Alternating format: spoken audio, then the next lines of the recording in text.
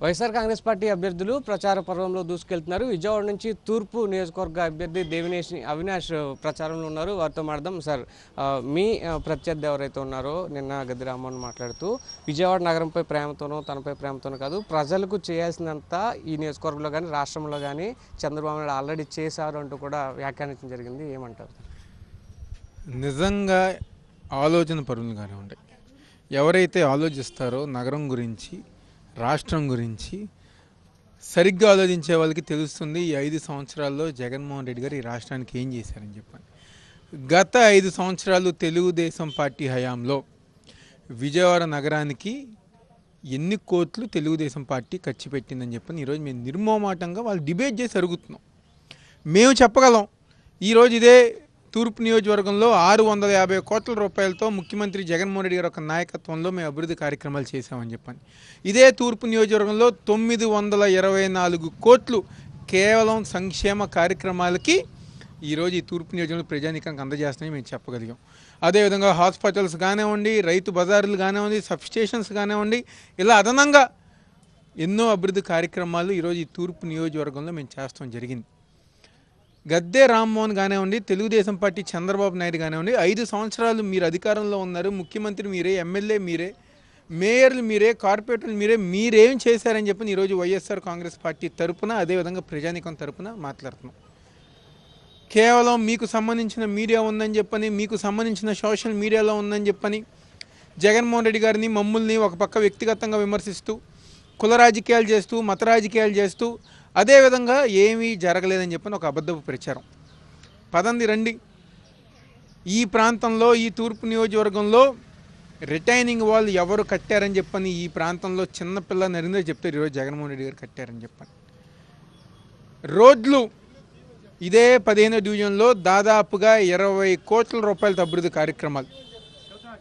అదేవిధంగా తూర్పు నియోజకవర్గంలో ప్రతి కాలనీలో గారు, అంటే మేము బలంగా లేని ప్రాంతంలో ఇదివరకు తెలుగుదేశం ప్రభుత్వంలో వైఎస్ఆర్ కాంగ్రెస్ పార్టీ బలంగా ఉంటే అక్కడ అభివృద్ధి కార్యక్రమాలు జరిగే కాదు.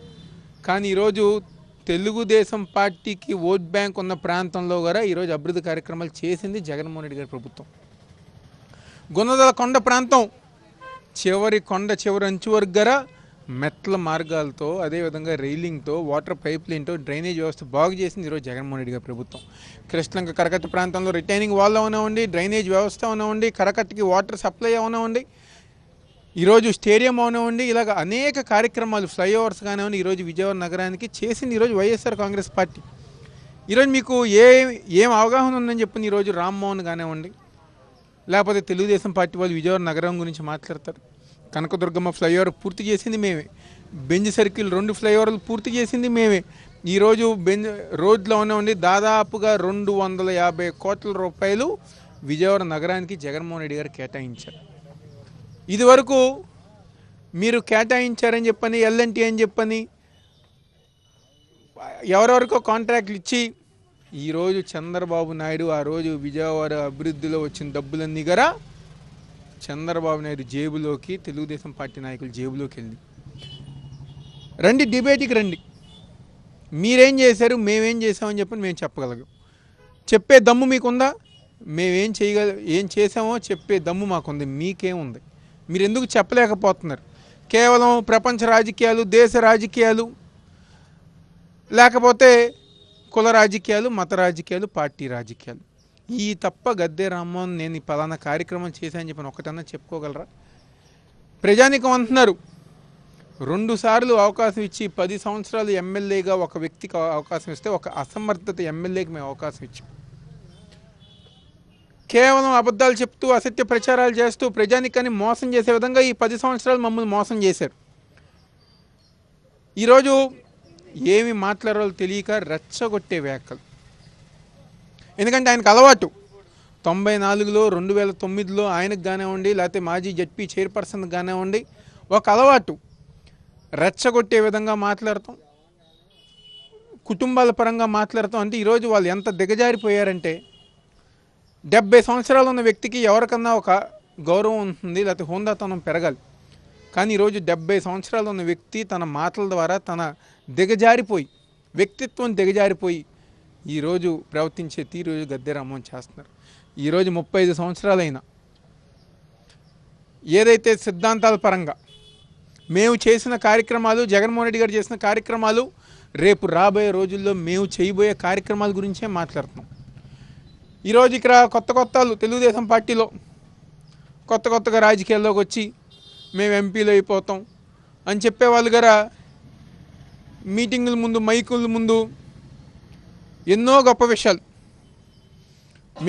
మేము నిద్ర లెగిస్తే విజయవాడ నగరం అంతగారు బద్దలైపోతుందని, నేను పడుకుంటే విజయవాడ నగరం అంతగారు పేలిపోతుందని చెప్పని, నేను కూర్చుని నేను దగ్గరుండి చూస్తానని చెప్పని సినిమా డైలాగులు.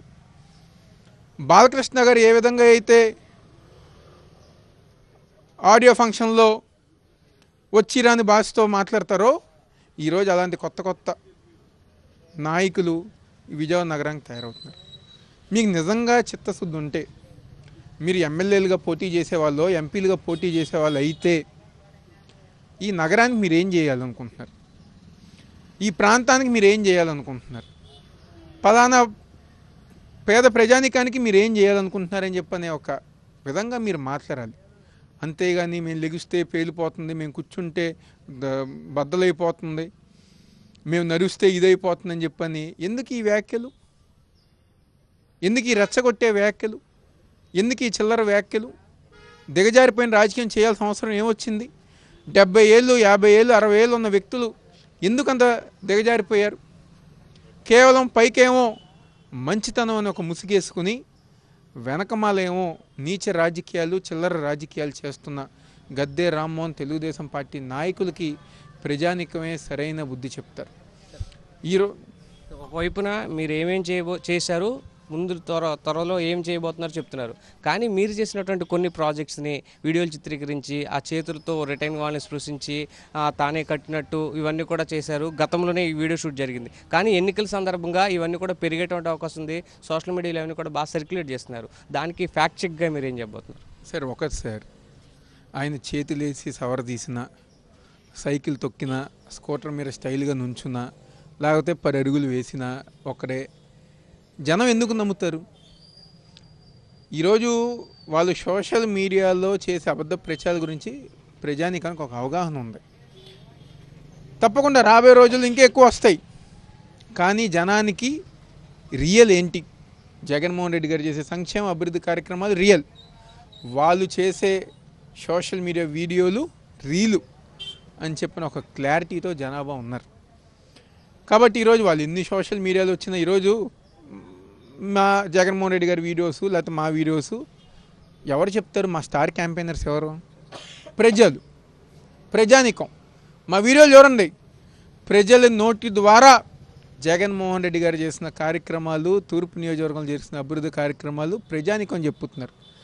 అంతేగాని తలదూకుని, విగ్గేసుకుని, స్టైలిష్ బట్టలు వేసుకుని, చెమట పట్టకుండా మేకప్ వేసుకుని, పౌడర్ రాసుకుని, సవర్ తీసుకుంటా, స్కూటర్ మీద చెయ్యేసి, సైకిల్ మీద కాలేసి ఎవరు నమ్ముతారు?